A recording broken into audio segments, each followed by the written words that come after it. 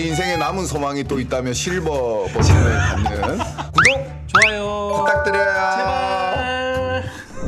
독해 문제 풀 때 시간이 오래 걸리더라도 정확하고 꼼꼼하게 해석해야 할까요? 지금 초조해져서 저도 모르게 빠르게 직독직퇴하면서 뛰어넘는 부분들이 있는 것 같아요. 연습할 때는 천천히 풀어야 할까요? 자, 요거는요 3점슛 대회를 한번 생각해 보시면 답이 나와요. 3점슛 대회? 3점슛 대회가 점수도 내야 되지만 빠르게도 해야 되잖아요. 그러면 중요한 건 사실 여기서 점수를 내는 게 중요한 건 거지 빠르게 하는 건 사실 중요한 게 아닙니다. 제일 중요한 건 물론 빠르고 정확하면 제일 좋겠지만 사실 정확하게 하지 않으면 점수가 나지는 않잖아요. 자, 그래서 독해는 기본적으로 그런 생각 갖고 하시는 게 맞아요. 처음에는 정확하게 하려고 하시는 게 굉장히 중요합니다. 그래서 저는 한 지문을 한 번만 보지 말고 두 번 보라고 말씀을 드리는데 물론 초시생들 기준으로 봤었을 때 지금 단계에 두 번까지 볼 시간 아마 없으실 거예요. 그러면 지금은 정확하게 해석하는 걸 연습을 하시고요. 기왕이면은 한두 개 정도 지문 정도는 손으로 한번 번역을 해보시는 것도 추천합니다. 그렇게 해서 정확하게 해석이 되는 게 어떤 걸 느껴보는 거죠. 이게 굉장히 중요한 과정인 게 사실 내버려 두면은요 거의 대부분의 수험생들이 다 자기는 정확하게 해석했다고 생각을 하는데 실제로 그게 정확하게 해석이 된 게 아니라 그냥 단어 대충 이런 뜻인 것 같아 유추하는 정도로 단어의 조합 정도로 이게 쭉 이게 이어나가는 경우들이 굉장히 많거든요. 그걸 본인이 한번 손으로 한번 써보는 거예요. 그러면 진짜로 엑스레이 찍어놓은 것처럼 MRI 찍어놓은 것처럼 어디가 뭐가 잘못된지 눈으로 보이거든요. 두 가지 증상들이 나타납니다. 첫 번째 이제 해보시면 손으로 써봤을 때 우리말인데 우리말 같지 않게 돼요.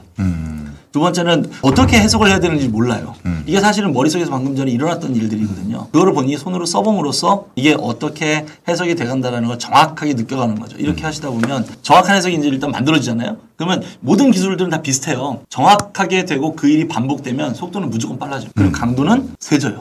모든 기술들은 다 그렇습니다. 근데 이 언어도 역시 마찬가지로 기술인지라 빨라지고요. 또 강도가 세지는 건 우리한테선 말이 정확해지는 그런 식으로 가게 되는 거기 때문에 저는 꼭 정확하게 해석하는 단계를 꼭 가져라라고 말씀을 드립니다. 근데 손독해를 언제까지 해야 되나요? 그게 처음에는 손독해를 해야 하루에 될것 또 같은데. 얼마나 해야 될까요? 이런 것들이 고민일 것 같아요. 그러니까 뭐 시간도 많이 걸리고 그렇다고 해서 또 빨리 읽는 연습을 하는 게 안 중요한 건 아니잖아요. 빨리 읽는 연습도 그게 굉장히 처음에는 중요한데. 한 저는 두세 개 정도씩 하라라고 말씀을 드리는데 하루에 두세 개 정도씩 하라고 두세 개라는 게 말씀을 뭐 한 두세 개가 지문. 두세 지문 정도만 두세 지문 해라라고 말씀을 드리는데 어. 그게 하다 보면은 나중에는 어떻게 되냐면 문장들이 정확히 해석이 되는 게 자기 스스로가 알게 돼요. 그러면 그 와중에 꼬이는 문장들이 보입니다. 문장 구조 복잡하든지 혹은 단어 쓰임이 좀 약간 어색하든지 이런 것들이 보여요. 그러면 그런 문장들만 나중에 하게 돼요. 손독해가 어떤 건지 모르시는 수험생들도 많아요. 그러니까 번역하는 거 아니에요? 번역을 스스로가 말씀하시는 거 아니에요? 번역가가 된다고 써보는 생각을 건가요? 하고 번역을 한번 해보는 건가요. 그걸 타이프를 쳐볼 수도 있고요. 손으로 써보기도 하고요. 근데 처음에 생각했을 땐 이게 좀 시간 낭비처럼 느껴질 수도 있어요. 근데 이 과정을 한번 꼭 해보는 게 중요한 게 왜냐하면 본인한테 어떤 문제가 있는지 본인들이 잘 몰라요. 이 머릿속에서 일어나는 일이기 때문에 잘 눈에 안 보인단 말이에요. 근데 그걸 손으로 한번 써보면은 아니 그 써본다는 게 네. 해석을 본인이 이렇게 잡아보는 거예요. 번역가 됐다고 생각하고. 아, 번역가가 됐다고 생각하고 완전히 처음 보는 지문인 것처럼 해서 번역을 한번 해보는 거죠. 물론 하다 보면 잘 막힐 때 있으면 우리말 번역돼 있는 거 옆에 있으니까 그 참고해 가면서 해서 아, 요 단어를 요렇게 쓰라는 얘기구나 혹은 요 문장 구조는 요렇게 꼬였구나라는 걸 파악을 해가면서 하시는 거죠.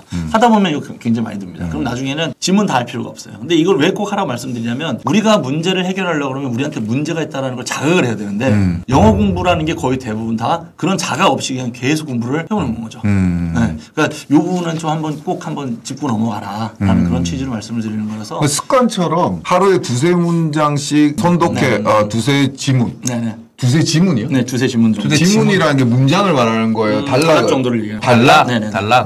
독해 그럼 두 지문인가요? 근데 그 그게 정도인가요? 몇 줄 안 돼요. 그게 해봐야 시험지로 보면 한 20줄 정도가 거의 평균적인 거라서 네, 그렇게 많이 시간이 소요되지도 않습니다. 그럼 20줄을 한 지문으로 보는 그렇죠. 건가요? 네. 아, 스무줄을. 내 인생에 남은 소망이 또 있다면 실버 버튼을 받는 구독, 좋아요. 부탁드려요. 제발.